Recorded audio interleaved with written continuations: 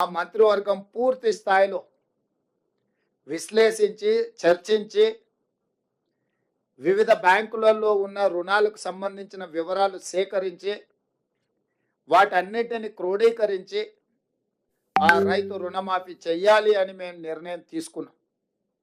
తెలంగాణ రాష్ట్రం వచ్చిన తర్వాత గత ప్రభుత్వం 2 సార్లు ప్రభుత్వాన్ని ఏర్పాటు చేసినప్పుడు 2014 నుంచి 2018, 2018 నుంచి 2023 వరకు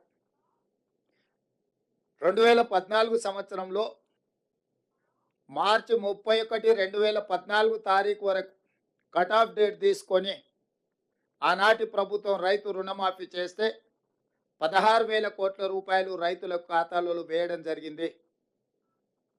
అదేవిధంగా 2018 రెండోసారి ప్రభుత్వం ఏర్పడిన తర్వాత డిసెంబర్ 11, 2023 వరకు కట్ ఆఫ్ డేట్ తీసుకొని వాళ్ళు చేసిన రుణమాఫీ రైతుల ఖాతాలో వేసిన నిధులు 12,000 కోట్ల రూపాయలు. అంటే గత ప్రభుత్వం 2 విడతలుగా 2 సార్లు ప్రభుత్వం ఏర్పాటు చేసిన తర్వాత చేసిన రుణమాఫీ ఒక్కసారి 16,000 కోట్ల రూపాయలు మొదటిసారి, రెండవసారి 12,000 కోట్ల రూపాయలు.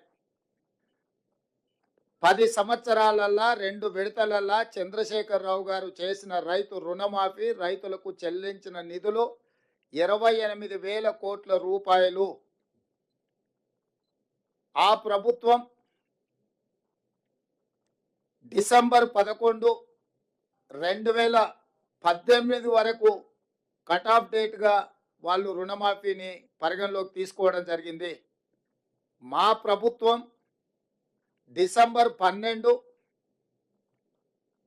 2018 తారీఖు నుంచి మొదలుపెట్టి 9, 12, 2023 వరకు సరిగ్గా 5 సంవత్సరాలు గత ప్రభుత్వం, మళ్ళొక్కసారి నేను చెప్తున్నా, గత ప్రభుత్వం డిసెంబర్ 11, 2018 తారీఖు వరకు కట్ ఆఫ్ డేట్ పెట్టి రెండవ విడత రైతు రుణమాఫీ చేసింది.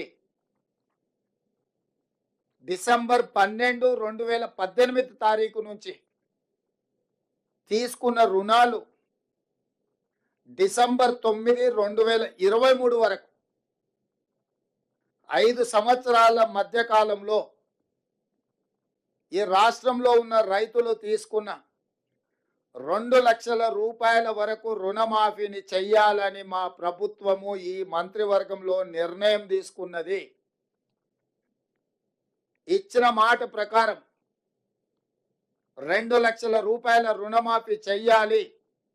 కట్ ఆఫ్ డేట్ 12, 12, 2018 నుంచి 9, 12, 2023 మధ్యకాలంలో రైతులు తీసుకున్న రుణాలను 2 లక్షల రూపాయల వరకు మాఫీ చేయాలని మా మంత్రివర్గంలో మేము నిర్ణయం తీసుకున్నాము.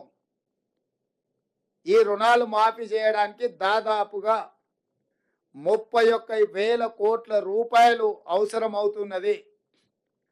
31,000 కోట్ల రూపాయలను సేకరించి తెలంగాణ రాష్ట్ర రైతాంగానికి రుణవిముక్తి కల్పించి వ్యవసాయం దండుగ కాదు, వ్యవసాయం పండుగ.